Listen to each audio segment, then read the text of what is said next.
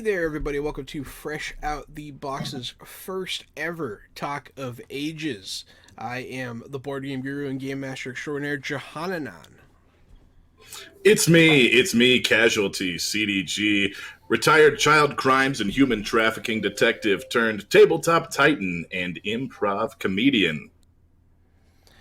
Yeah, absolutely. And so today we're going to be doing something we've been meaning to do for a long time. We're going to try and do a quick video, a quick overlay of our favorite current system, the Adventure Game Engine from Green Ronin Publishing, created by Chris Pramis. It is a 3D6 system that is setting neutral and oh so fun. I met Chris Pramis one time, Jahan. What? Yep, Chris Pramis. He said Chris Pramis rhymes with famous, and before that I thought it was promise, but now I know. And now you know. I also met Chris Pramis. Oh man. Dang, I don't feel as special anymore. It's okay, lots of people meet him. It's you're still special. Oh man, well, then you're not special either. I already knew that. With each word you say, you're making me feel like Chris Pramis is less and less special. That you're taking away his. I'm sorry, Chris Pramis. Yeah, exactly. Give it back. I'm just kidding. No one's ever seen Chris Pramis, the mysterious, never before seen creator of the Age system. He spoke to me in my dreams. He spoke to us in our dreams. But yeah, so this system is really easy to learn, really easy to teach, but it has a lot of depth, and it has just enough crunch, especially when you start getting into the different games, to really tide over the hardcore fans, but it's accessible. I guess really is the key part. So pretty much for all of this, the general idea of the system is, you roll 3d6, you add up the numbers, you're going to go ahead and add any relevant ability scores and skills. If you have a trained skill that is relevant to the situation, you'll add a +2 in addition to whatever your dexterity is. All the numbers stay pretty small. If you have a dexterity of like 4, that's pretty high. So I guess... Yeah, it looks like the target numbers here range from 7 to 21. 7 is a routine, easy check, and 21 would be nigh impossible. So to your point, you're rolling 3d6 at, +5. You could roll, an 18, 19, 20, 21, 22, 23 with that. You could roll nigh impossible with only a +5. So the numbers stay small. The numbers stay pretty reasonable. Having a +5 means you're pretty good at something, so you should be able to sometimes pull off the impossible, but definitely not guaranteed. But yeah, so that's pretty much the basics of how it works. You're just rolling against target numbers. You can make it easier or harder. There are also ways that you can improve your rolls. Depends on the system. In the Expanse, for instance, which is their space system, your health and your luck points are the same thing. It's called fortune. It's all fortune. And you can spend your fortune points to raise your rolls on a one-on-one basis. There are other systems. I initially thought that fortune mechanic was just throughout the Age systems. I thought that's how it worked, was you sort of traded your health for these big moments to be able to add bonus numbers. And I think that's what really drew me to the Expanse and to the Age system in the first place. I love being able to trade health for passing checks, because it really gives you that feel of being a hero. It's not about how many times you can get stabbed that makes you heroic. It's about how many cool heroic things you can pull off. And if you pull off too many cool heroic things, well, then you die real quick when you get stabbed, because you were doing cool stuff the whole time. I like the way that those two systems massage each other, and I really kind of miss that in Modern Age. Yeah, Modern Age, the other system, they use Conviction, which is its own pool of resources that you can gain for role play, that kind of thing. But it is very separate from your HP in Modern Age. They also have, so I guess we'll talk about the systems real quick. They have the Expanse, they have Modern Age, they have Fantasy Age, and among those they have... and I believe it all started with the classic Dragon Age, and it just sort of snowballed from there and keeps getting better. Now there's an Age of Cthulhu type of situation going on. There's a Cyberpunk Age system coming out. That one's brand new, and that one is out. It is out. See, so the Age system just goes every direction. It goes wherever you want, and it's still the same simple 3d6 thing, where you're rolling 2 regular d6 and then your drama die, which I always thought they should call a stunt die, because your drama die is how many stunt points you get if you roll doubles. Well, so the reason why they don't call it the stunt dice is because it is not just for stunt points. So what he's referring to, you roll 2 dice of the same color and 1 dice of a different color, usually, so that you can tell which one is the drama dice. That is what spices up the age system from just a regular 3d6 system. Whatever the number, if you roll doubles, including on the drama dice, if you roll doubles anywhere on the 3 dice, you get as many stunt points as is on the drama dice. And we'll talk about stunt points a little bit more in a minute. But also, when you are doing like ongoing tests where you need successive successes, when you need to do something like defuse a bomb or repair a ship, whenever you succeed, the progress you make is based on what the number on the drama dice. So you can be succeeding real big over and over again and be rolling really bad on the drama dice and have some slow going, or you can be barely making it every time and sixing it out on that drama dice every time and really flying. Well, in a really counterintuitive kind of way, the 6 actually is not what you want to roll on that drama dice. Even though the 6 is the biggest number and gives you the largest success, in a lot of the age systems, the 6 is coming with a little bit of a stab in the back that comes back at you, Sure. in the form of churn, right, in the Expanse. And what do they call it in Modern Age? In Modern Age, it is an add-on in one of the companions, but it is called Complication. So the whole thing started with the Expanse. The Expanse is the first system within the Age system to implement this idea of if you roll a 6 on the drama dice, if you spend more than 4 stunt points in a turn, or if you there's a couple other things that can happen. If you use fortune to modify a roll, things like that, you generate churn. It fills up a pool. When it hits 10, 20, and 30, it can make big things happen. From automatically making your party fail a test to summoning a new boss monster. Yes, the big things that it makes happen are not good big things. Not usually, no. Yeah, so rolling a whole, when your party is rolling hot and you're rolling a lot of 6s on your drama die, it's good. It's really good until you realize that the doom clock is ticking in the background. And so after a few hot rolls, your whole team is screaming excited, but something horrible lurks, and you know it. You know that by rolling a 6, you're part of the problem of making the monster come out. And that it does leads make it for bittersweet. Yeah, it's really fun. It leads for a fun. You want 2 6s and a 5 in most of these Modern Age games. You'd like to roll doubles, and you want a 5 on your stunt die or your drama die. Yeah, it's usually the most ideal roll because you're not generating trouble for your team. But beyond that, I guess it's time we should talk about stunts. Stunts are very interesting. I'll actually throw some up on the screen here for you to take I a would look say that stunts are the reason to play the age system. I would Without agree. the stunts, the age system would feel like a really thin game that was a lot of fun. But the stunts take this game to the next level and put it on my list of top 3 favorite tabletop games of all time. I absolutely agree. Stunts really do make this system what it is. They drive the story, they drive the action. They're very fun. So we talked about generating stunt points with the drama dice. You roll doubles anywhere, and you're going to go ahead and you're going to generate stunt points. Whatever's on the drama dice, say you get 4, right? You could spend it. Here's an example of the table. These are general combat stunts.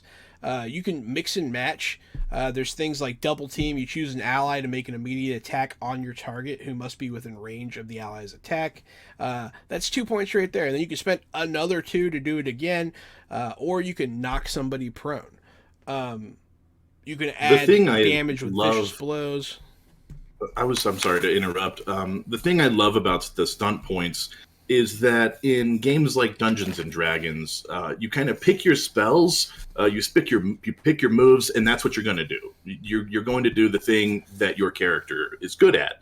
The barbarian's going to smash stuff and break stuff, and whenever it's time to break down a wall, he's going to step up to do it.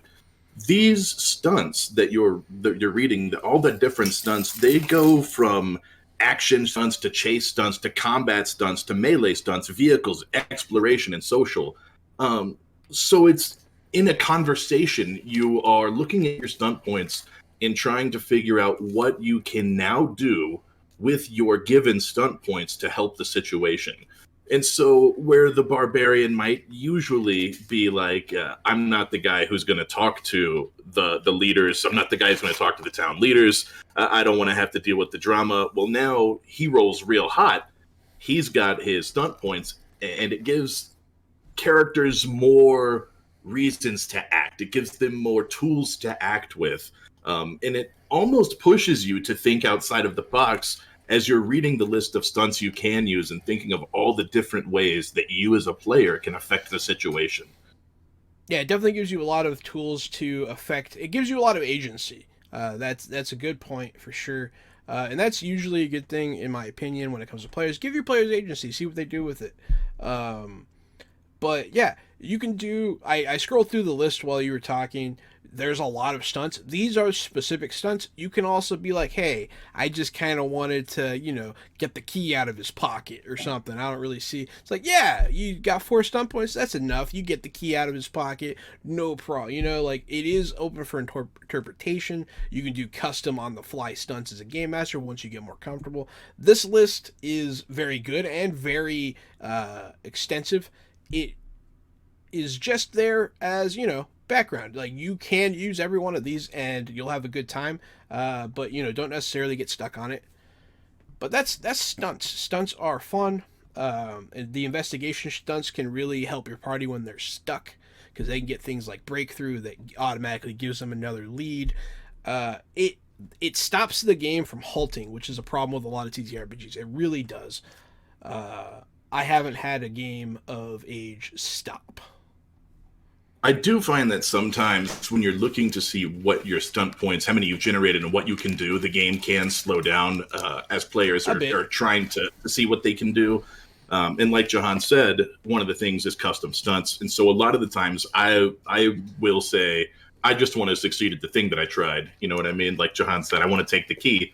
I'm the guy who's guilty of, can I just spend my stunt points to do the thing? Like, yeah, sure, you do the thing with flair. And that keeps the game from bogging down. So the more familiar your players become with stunts, that will speed up and be really cool. But there's also something fun about poring over them every time and seeing just what you can do and how far that can go. Yeah, and so the stunts you were talking about how anyone can do anything kind of thing, and that kind of drives right into just the basics of characters. So the important parts about the age system. There are no classes. There are simply a set of ability attributes and what do you call them? The so they specialties. That's right. Focuses, abilities, talents. That's where it sort of all breaks down. It starts with the character creation I have jotted down. They call it 10 simple steps. First, you start with your character concept. Then you figure out your abilities. Those are your main stats. Your character has an origin, a background, and a profession. And those sort of take the place of class, like what your character's role is, but it is not limiting by any stretch of the imagination. The background gives people access to an extra ability bonus, a focus, and a talent, which 3 of those are massive. That's like a huge chunk of beef for your character. That's a whole slab of beef. Yeah. The talents are big fat things that give you, like, if you want to become a hacker, right? You start as with a technology skill, and then that talent can give you access to +2 to hacking checks or +2 to security checks, things like that. And those talents even have a further step, which is the what is it? The profession? So it's going to be the attributes, right? And then it is your skills, are going to be under there. So things like hacking, where you add +2 if you have it trained. But then there is the talents. Talents are going to be, they're kind of, I think of them like feats. Hmm. And they have levels of their own. So you're going to start off with a novice feat, right? You'll probably have 2 in character creation, I believe.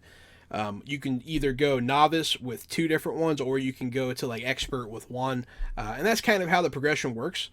They are going to be things, these can be very broad. They can be a lot of things, specifically in modern age. They can be psychic powers or magic. It can happen. But in the games like The Expanse, it's going to be things like, craftsman, where you can re-roll a failed crafting check. And then like on the later, if you get the expert version of that, if you succeed in a crafting check, you create like a master craft item instead of just a basic item.